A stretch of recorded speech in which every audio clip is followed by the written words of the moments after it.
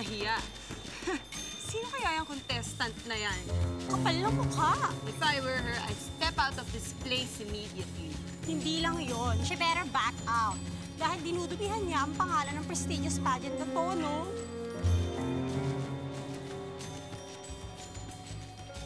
Okay, girls, next position.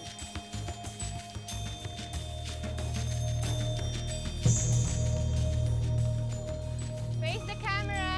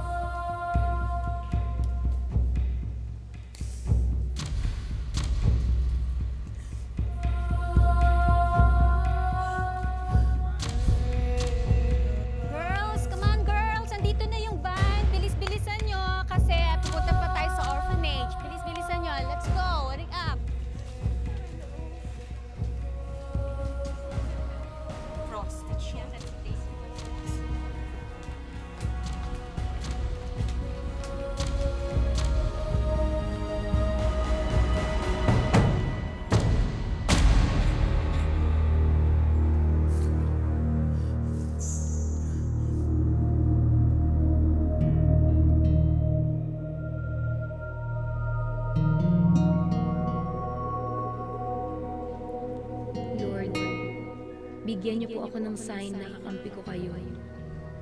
Pakiramdam ko, nag-iisa na lang ako. Miss, para sa... Panyo? Bakit yun naman binigay sa akin to? Ano po, Miss? Para kasi ako may nakita yung liwanag na sumusunod sa'yo.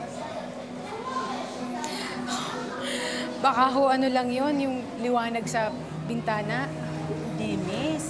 Sa dinami-daming tao dito, sa'yo nakasunod ng mga liwanag. Bakit, Miss? Meron ako nasabi.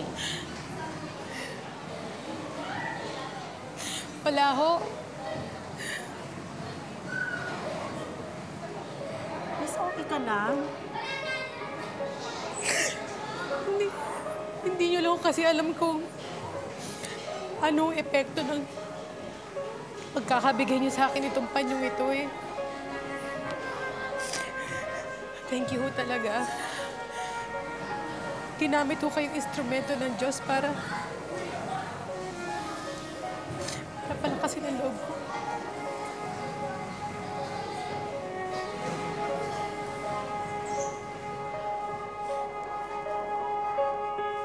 Sa kabila ng mga pangungutyang inabot ni Daisy, itinuloy pa rin niya ang laban. Lakas loob niyang hinarap at nilampasan ang intriga.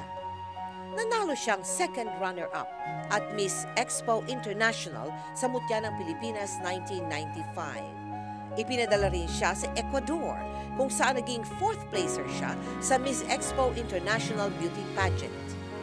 Isang taon matapos manalo sa Mutya ng Pilipinas, sumali si Daisy sa Binibining Pilipinas. Bagamat alam niyang muling uugong ang mga intriga, ngayon mas handa na siyang harapin ang mga ito.